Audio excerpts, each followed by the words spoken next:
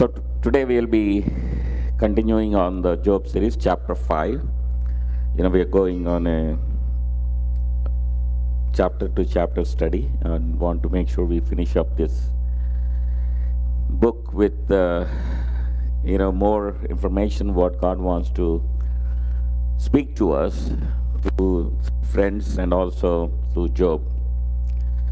The topic for today is the same thing as today. We continued the reaction of experience. This is what Eliphaz was talking to Job and trying to give him the counsel, what to do and all that. So let's have a small prayer and start the word of God. Gracious Heavenly Father, we love you, Lord. We worship you. We exalt you, Lord, Holy Spirit. Lord, as we are meditating your word, in the book of Job, Lord, we pray that you open our hearts that we can able to absorb the word. Lord, you speak and we listen. In Jesus' name we pray. Amen. Last week I ended up saying that if Eliphaz's speech was a sermon, we might reasonably divide it into 4 parts. It basically says, I want to encourage you to be consistent with what you and I both know to be true. And the second one is, I want you to exhort you to be realistic about being mortal and human. And the third one he says is, I need to warn you to be humble and not to try to be too clever. And then the fourth one is, I want you to plead with you to be submissive to God's discipline. So last week we looked at be consistent in chapter 4, 1 to 11, and also we went through be realistic from chapter 4, 12 to 5, 7. So we went through pretty much all the fourth chapter 4, and then I ended up with this: our existence is as fragile as a tent. So be realistic, Job, about your and my mortality. We are mortal, God is immortal, and never twain shall meet. You must be realistic about this. What Eliphaz was telling is, you and I are mortals. That means you and I die. We are not always lives like God. So he says that you have to realize that we don't come together. We are different. We are mortals. God is immortal. So never try to think higher than what you are. You must be realistic about this. And then let's move to chapter 5, verse 1. He says, call now. Is there anyone who will answer you? To which of the holy ones will you turn? So Eliphaz raises this question of whether there might be a supernatural heavenly being who will mediate between unclean, dust-like mortals and the immortal God. So Eliphaz was saying, is there anyone who can mediate between the mortals, that means humans who die, and between God? So he was saying that, is there any heavenly beings, is there any spiritual forces that can communicate, that can bridge the gap or between us and God? So here, if you think about it, that is what missing. When Adam sinned and we all born as a sinners, there was a separation between God and us. So there is no communication channel, there is no mediator between us. So Eliphaz was saying, there is no mediator, there is nobody who can communicate between us and God. So is there any spirit? Is there anybody who can communicate it?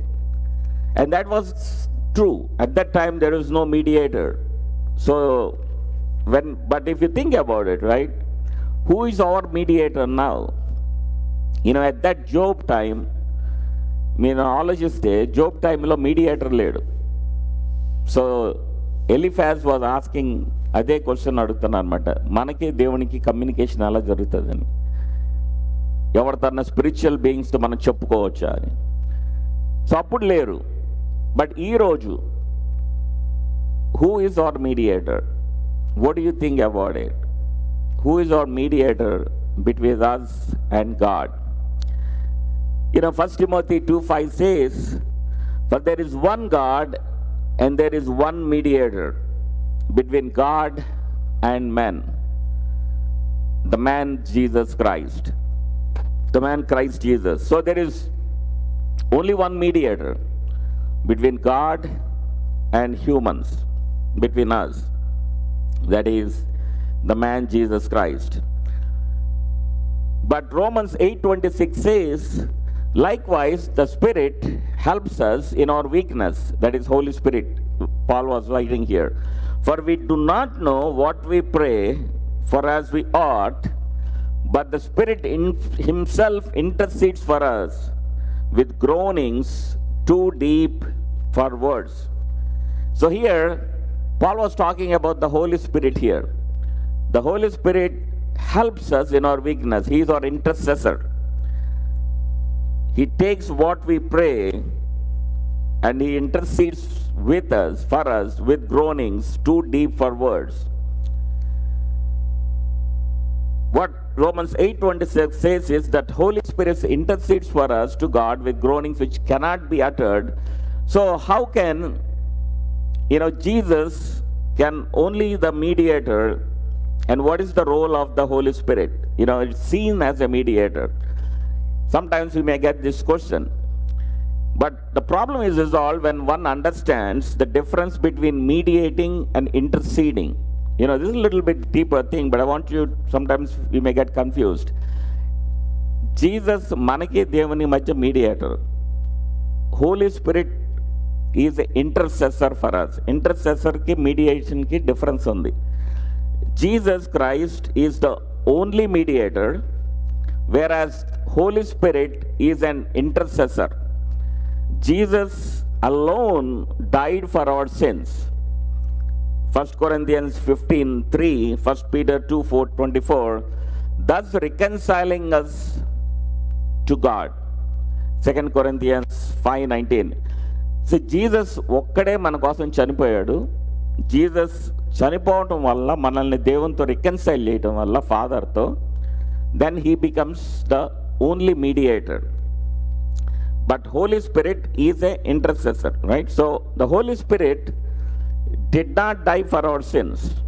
He dwells within us and intercedes on our behalf to the Father based on the redeeming, mediating work of Christ on the cross. See, Holy Spirit, when we have Holy Spirit means we are redeemed. Only people who are redeemed, who are born again, who are saved, will have Holy Spirit in them. So Holy Spirit, basically, if you have Holy Spirit, means it's a deposit that God had put in us as an assurance that you are saved. So he dwells in us, in our heart, and intercedes on our behalf to the Father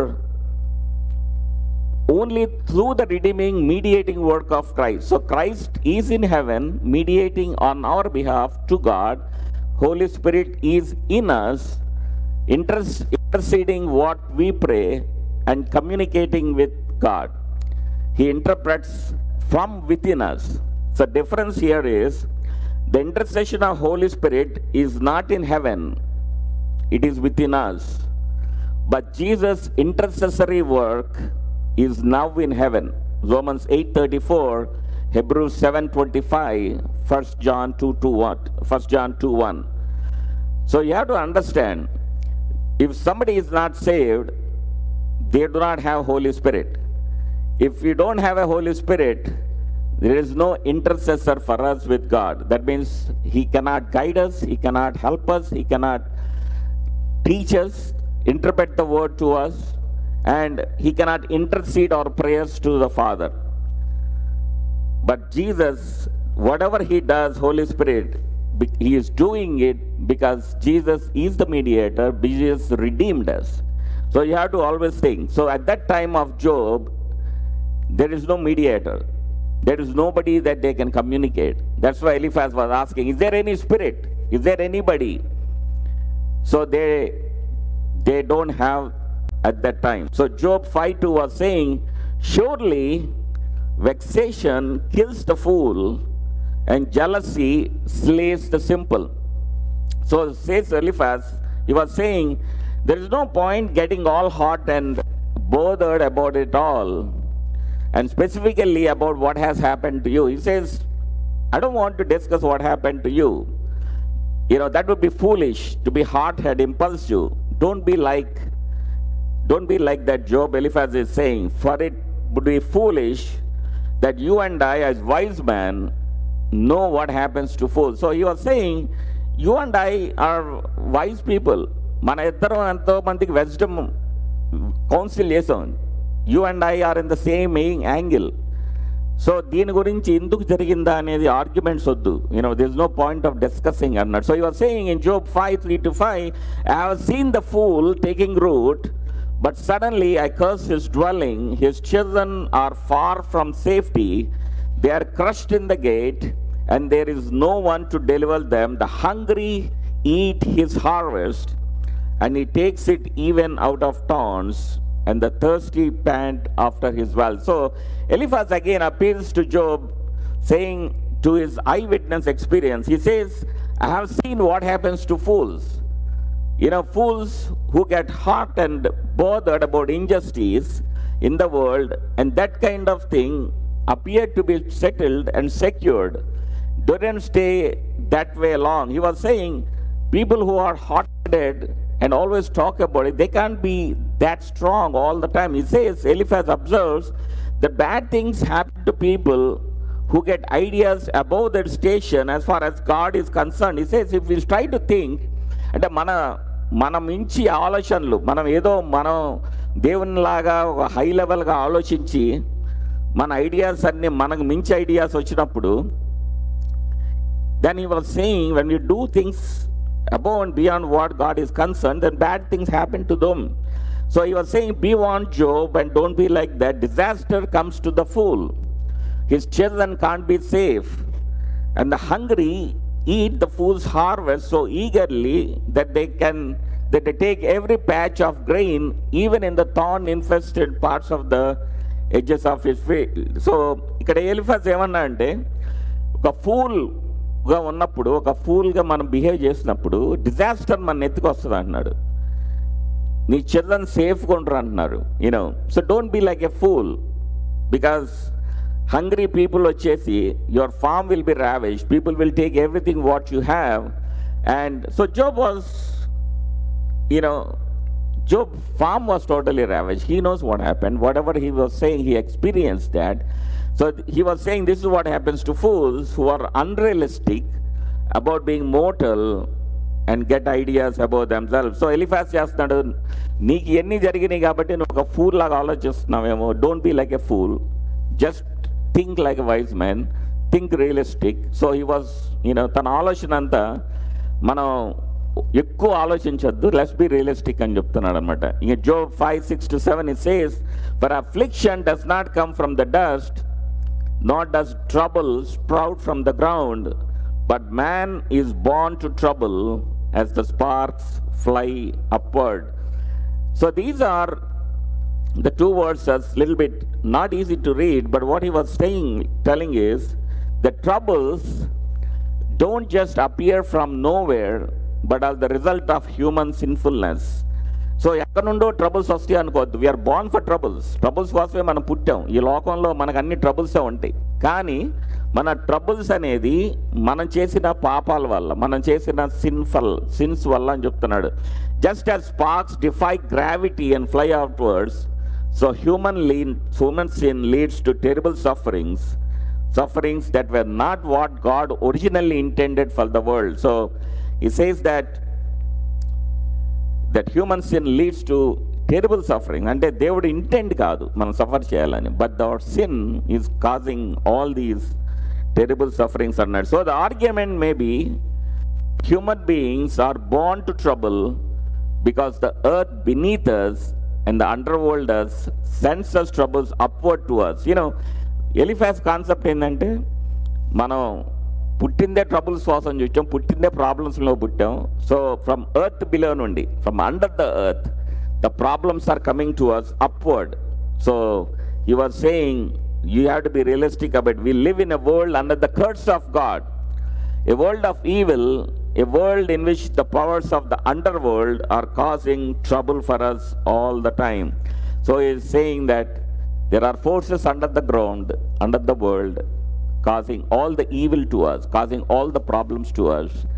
So we are born to that, he was saying. Then he says in the third one, be humble. In chapter 5, 8 to 16, he says, Eliphaz begins to give Job his clear advice. If I were you, he says, I would turn my face toward God and seek his face. I would trust in him, and I would not try to be too clever. So, when we come to 5, 8 to 11, he says, as for me, I would seek God, and to God would I commit my cause. Who does great things and unsearchable, marvelous things without number. He gives rain on the earth and sends waters on the fields. He sets on high those who are lowly, and those who mourn are lifted to safety. The God whom Eliphaz exhorts Job to seek is a beautiful and wonderful God in many ways. So he was explaining the kind of God we worship, he worships. He was saying he gives a lot of wealth. He is a God who gives water to enable crops to grow. He is the God who lifts the humble and lowly people. But he is also the God we cannot understand, right? మనం దేవుడిని అన్ని understand చేసుకోలేం. దేవుని వాక్యం ఎంత ఉన్నా దేవుని మనం 100% అర్థం చేసుకోలేం. So Eliphaz is telling, but he is also God we cannot understand.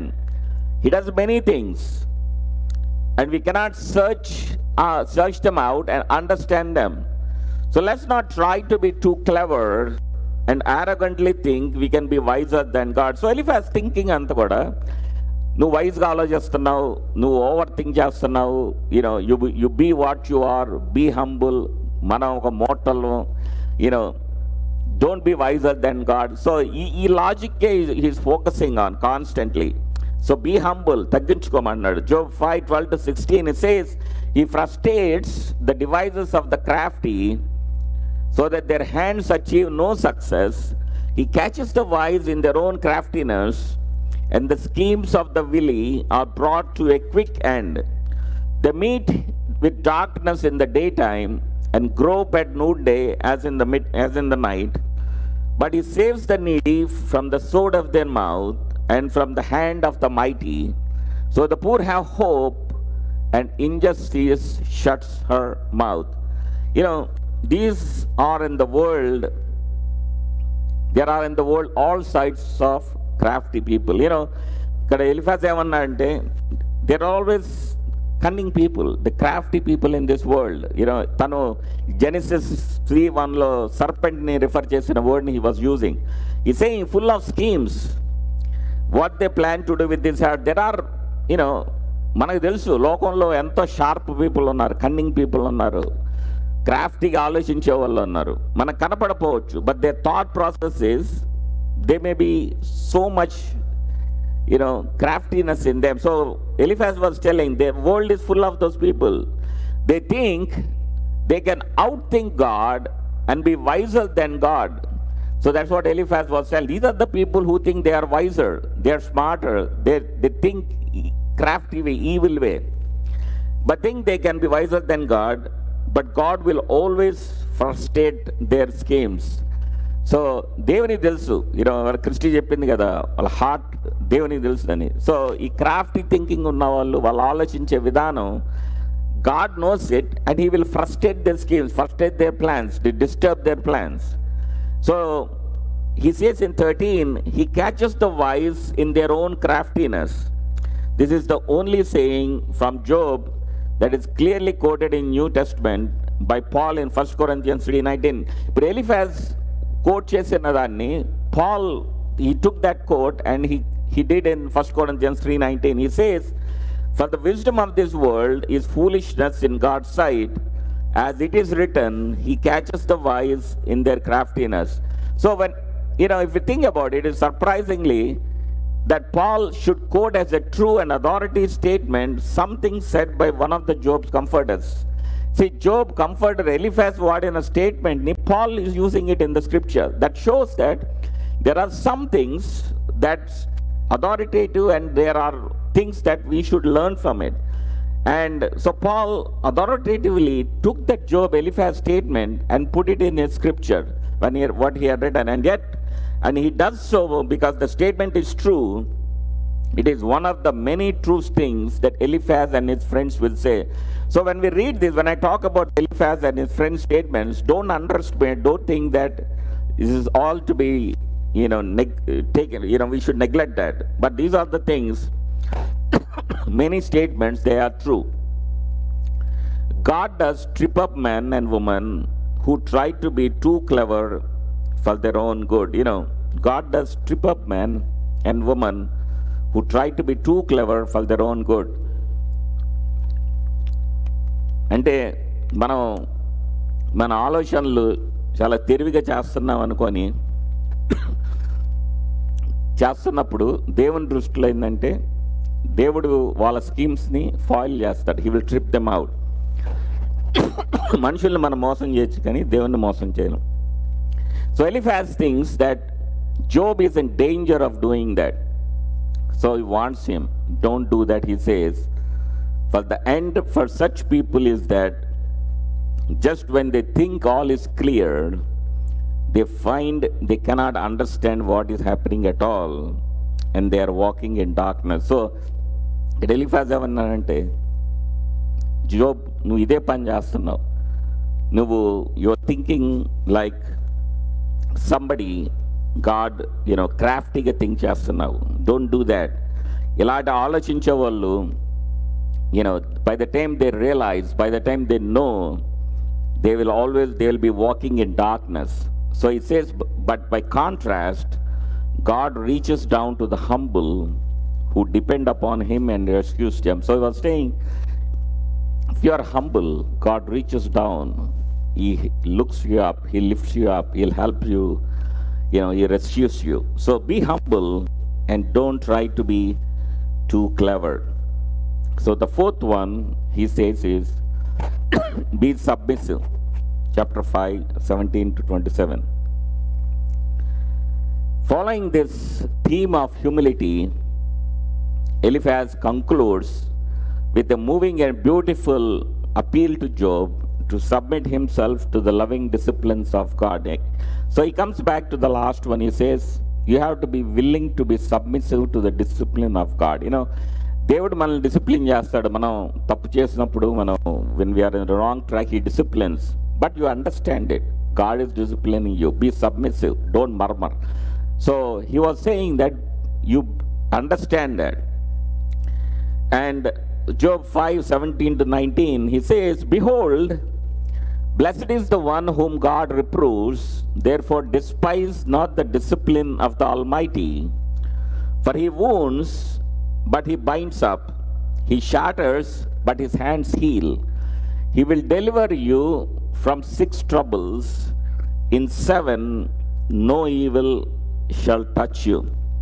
So what Eliphaz was telling, the blessings pronounced by Eliphaz is the blessings echoed repeatedly in the book of Proverbs and reinforced in the book of Hebrews. So these are the blessings. We see this in these 2 books, Hebrews and Proverbs. But God disciplines those he loves for their own good. So he does that. God disciplines us. మన మంచి కోసమే దేవుడు మనల్ని discipline చేస్తాడు. ఎందుకంటే కొన్ని things మనం wrong ట్రాక్లో వెళ్తున్నప్పుడు, దేవుని వేలో, దేవుడు మనకు ఒక డిజైన్ చేసిన వేలో మనం వెళ్ళనప్పుడు, దేవుడు దాన్ని ఫిక్స్ చేసి మనల్ని డిసిప్లిన్ చేసి దాన్ని పక్కకు నడిపించి తీసుకెళ్తాడు. That's where the holy spirit comes in to the picture. If you don't have a holy spirit in you, there is nobody who can discipline you. When you are being disciplined means that Holy Spirit is involved to help you to change. Holy Spirit discipline ఎప్పుడు కూడా మన మంచి కోసం. అంటే Holy Spirit wants us to change. మన తప్పును తెలుసుకొని మనం చేంజ్ అవ్వాలని. That is where the real discipline comes. If there is a discipline without a change, then that is not a discipline. Discipline is done by God to bring change in us, to make us a better person. So here Eliphaz implies, is what God is doing with you, Job.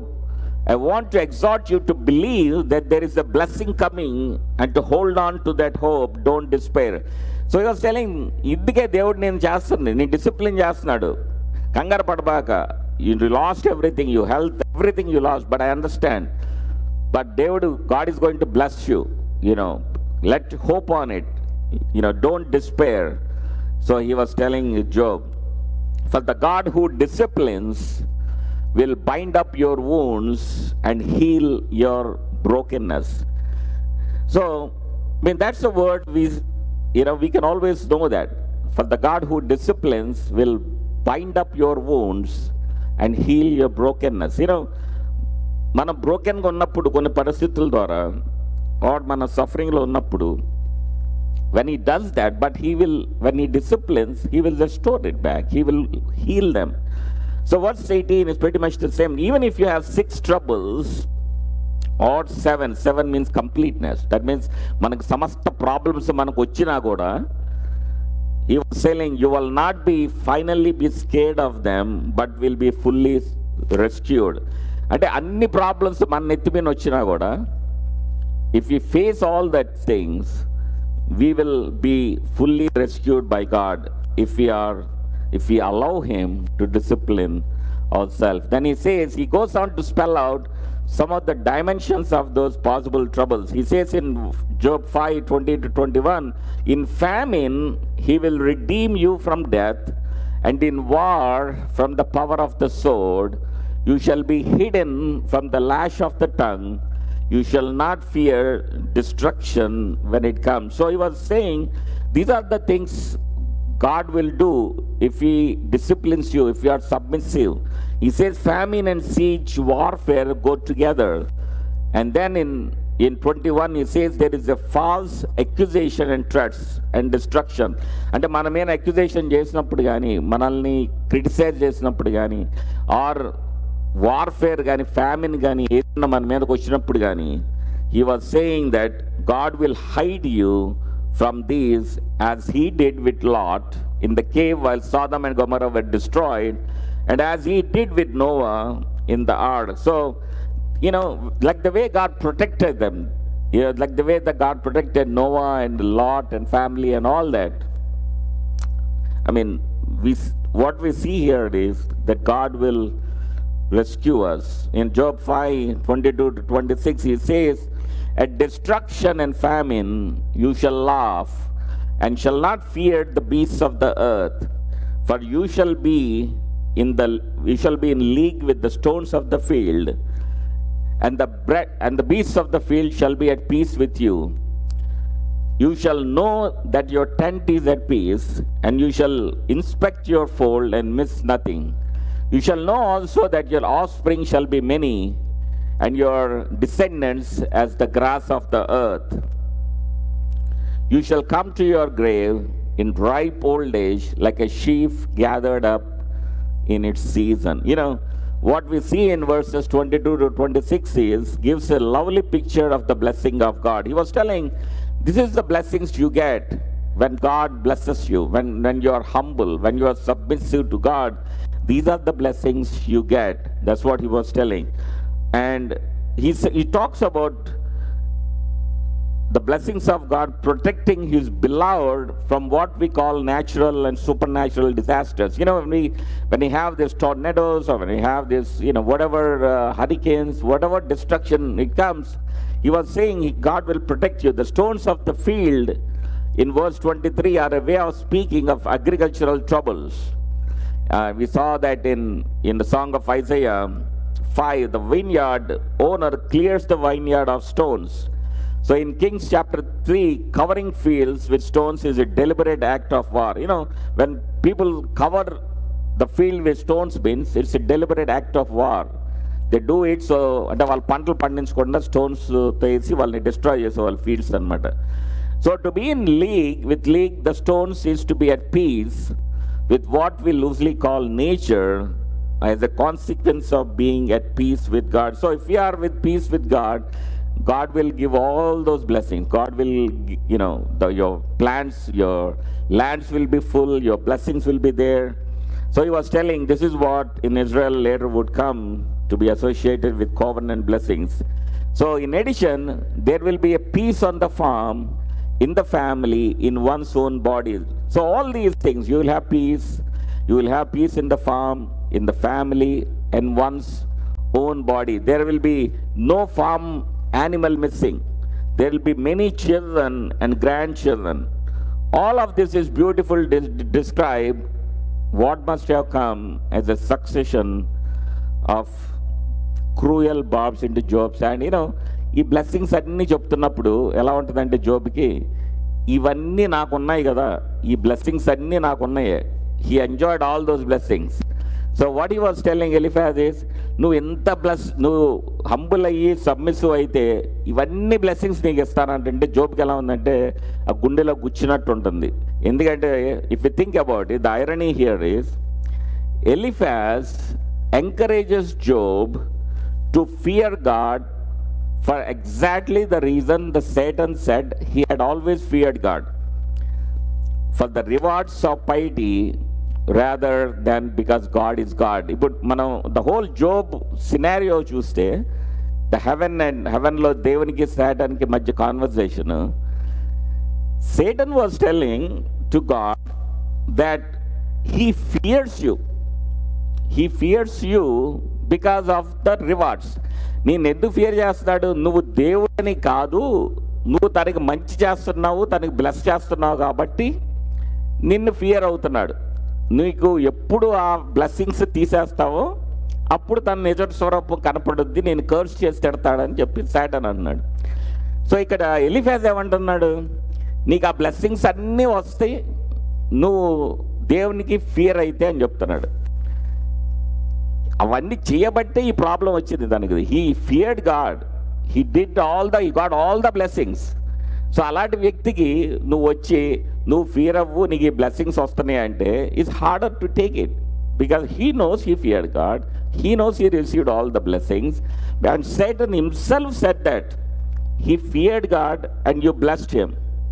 So Job knows that. Job 5:27 it says, behold, this we have searched out, it is true, hear and know, for it is good. So what he is saying is, మేము ఎంతో research చేసాం, మేము ఎంతో విజ్డమ్తో చెప్తున్నాం నీకు ఇది correct, నువ్వు హంబుల్గా ఉండి దేవుని డిసిప్లిన్కి if you allow it you will be blessed అని. But Job is already blessed because he feared God. So he knows that. So Eliphaz concludes with what he hopes is the steady, reassuring voice of the experienced counselor. These are not just my thoughts as a possible individual, he says. He uses the word we, implying a widespread movement of wisdom stretching through the known world of morally religious and serious people. You know, and wise people కాబట్టి ఇది మనకి ట్రెడిషన్స్గా వస్తున్న wisdom, ఆ విజ్డమ్ని base చేసుకొని నేను చెప్తున్నాను. You know నువ్వు మాలో ఒకడివే. He was basically saying, you are one of them, you are wise people too. I want to make sure, I don't want you to backslide. I want you to know whatever we believed in, I want you to believe it. So he's telling, listen and take it to this heart and it will do good.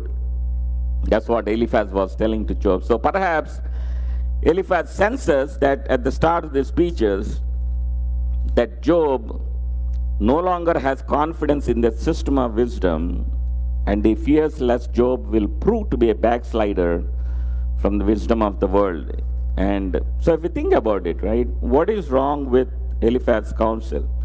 So we were talking about last two chapters, chapter 4, chapter 5, Eliphaz Job ki counsel చెప్తా ఉన్నాడు కదా. But what is wrong in this counsel? What is that God was telling here? It's a powerful, persuasive, and in some ways beautiful sermon. Things like, is it not? When you analyze those things, he starts with a good intention. He says, my friend Job, whom I love, enough to travel with my friends to bring you sympathy and comfort. He says, I want to bring you all the resources of comfort and wisdom known to the world of the morally upright and religious. So he was telling, మేము అందరం కలిసి friends నిన్ను comfort చేద్దామని, నీకు విజ్డమ్ని share చేద్దామని, we came all the way with a good intention. So it says, I want gently to encourage you to be consistent with your beliefs, to be realistic about our mortal condition, to be humble and not get ideas about yourself, and gladly submit to the loving disciplines of a good God. So these are good points only. He was giving some good points. But what is wrong with exhorting Job to be consistent, realistic, humble, and submissive to God? So what is wrong in that? What he is telling is these four things, right? Consistent, realistic, humble, and submissive to God. What is wrong with preaching to him a sermon that is quoted with approval by the Apostle Paul? Apostle Paul used one of his quote in his scripture. So the problem is that Job's experience is extreme. Job was much greater than is normal for human experience, and he was brought down much lower than is normal for human experience. Job పరిస్థితి చూస్తే మనం పోల్చుకోవడానికి అసలు సంబంధమే లేదు. ఎందుకంటే his life is very extreme. Job ఎవరిలాగా ఆశీర్వదింపబడలేదు, ఎవరిలాగా అంతలోకి తీసుకెళ్ళబడలేదు. So his experience is unique. Although we sometimes like to think we are like Job, we are not often like him at all. మన జోబ్తో కంపేర్ చేసుకోవడానికి స్కోపే లేదనమాట. మనం చాలాసార్లు ఏంటంటే జోబ్ లాంటి ప్రాబ్లమ్స్ అనుకుంటాం. Job's intensity of things what he faced is extreme. He was richer than we will ever be, greater, finer, and more nobler, and we became poorer, much poorer than we will ever be, and was brought down into the depths of destitution, multiple bereavement, and chronic isolating sickness that we know only in part. So his brought down is so devastating, right? పిల్లలు చనిపోవటం కానీ, sickness కానీ, properties కానీ అన్నీ పోయినాయి కంప్లీట్గా. So both his greatness and his fall speak of a suffering that will ultimately be fulfilled in one unique event in history. There's only one thing we can compare to. Only one event in human history. Only one human being in history was greater than Job. And only one human being suffered more intensely than he, and utterly without humanly justified. Because మనం బైబిల్లో చూసినప్పుడు Job కన్నా అంత suffering, అంత what he went through, there is nobody other than only one person who went through that kind of severity and with humanly justified cause. Job's sufferings are not the loving discipline of God. So అది మనకి very important. ఎందుకంటే what Eliphaz was telling is discipline అని చెప్తున్నాడు. But Job's sufferings are not the loving discipline of God. Job is not a morally upright person who has embraced ideas about his station. అంటే Job ఏమి తనకు మించి ఆలోచించట్లా. ఆయన ఏమి నేను గ్రేట్ పర్సన్ అనుకోవట్లా. He was humble guy. He was very faithful. He feared God. He did everything what he could do. That's why God called him a righteous person. And so Job's sufferings are not the discipline related, and nor he is thinking anything above his mind. తను గర్వంగా ఎక్కువ ఆలోచించట్లా. Job is a believer. Job is in the right before God, ultimately by faith in Christ, who was to come, as was Abraham the patriarch. So Job is a believer. తను ఎంతో దేవుణ్ణి ఎంతో righteous life lead చేశాడు. So he was looking towards Christ, like Abraham looked towards Christ to be saved. So they have ultimately faith in Christ. So Job's experience can only begin to be comprehended in the light of the cross of Christ. మనం ఎప్పుడు కూడా Job's sufferingని cross angle-లో చూడాలి, because everything comes back to cross. What Job experienced can only be explained through the cross. When as Christians, right? When as Christians we suffer in part as Job suffered, we do so only as those who are in some strange way filling up what is lacking in the sufferings of Christ. So when we suffer some sufferings, like as Job suffered, Job intensity is very high, but if we suffer to some scale, we do so only as those who are in some strange way filling up what is lacking in the suffering of Christ. Ante Christ sufferingly we will be sharing it, we will be filling up. So Christian sufferings are in part a taking up of the cross, a sharing in unjust suffering, a participation in the suffering. So a Christian suffer avutunnadante, it's like taking up the cross, a sharing in unjust suffering. And Jesus Christ suffering is an unjust suffering. So what we are doing is, when we are suffering is, we are participating in the sufferings of Christ. And దేవుడు Jesus Christ సఫరింగ్స్లో మనం participate చేస్తా, we are sharing the suffering along with Christ, so that glory and honor may be brought to God on the day of Christ. అందుకు Christian suffer అవుతాం.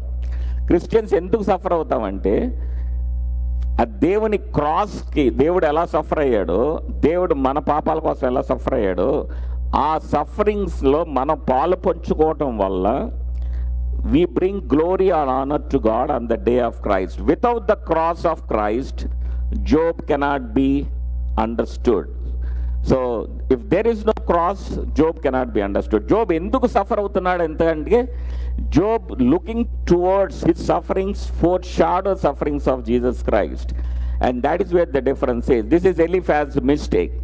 So he and his friends will give us the best that the wisdom of the world can offer, the cream of the wisdom that comes from morality and human religion, but without the cross it makes no final sense.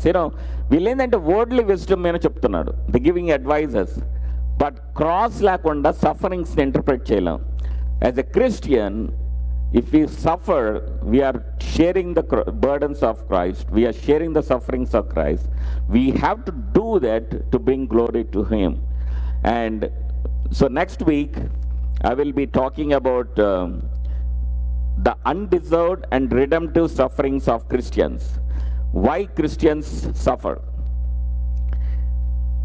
I want to bring this before I continue to the next chapter, but I want to make sure we understand this, why, what is the redemptive sufferings of Christians, and this will help us little bit understand, మనకి అన్బిలీవర్కి తేడా ఏంటి, unbelievers suffer అయితే ఎందుకు suffer అవుతారు, believers ఎందుకు suffer అవుతారు. So ఆ రెండు సఫరింగ్స్ని I want to open up and explain, so we understand why we suffer. And so this will help us to, I gave you some scenario now, we shared the sufferings of Jesus Christ, but I think I will go a little bit deeper to give that more clarity, the believer and unbeliever, how the sufferings will work. So let's pray. Gracious Heavenly Father, we love you, Lord, we thank you, we worship you, we exalt you, Lord. Holy Spirit, Lord, we thank you for the word that you had given us. Lord, we pray that let the word sink into the hearts of all of us to understand the many things that you taught in this book of Job, Lord. Lord, as you taught us to be humble here, to be able to be submissive to you and able to understand that you discipline us to make us a better person.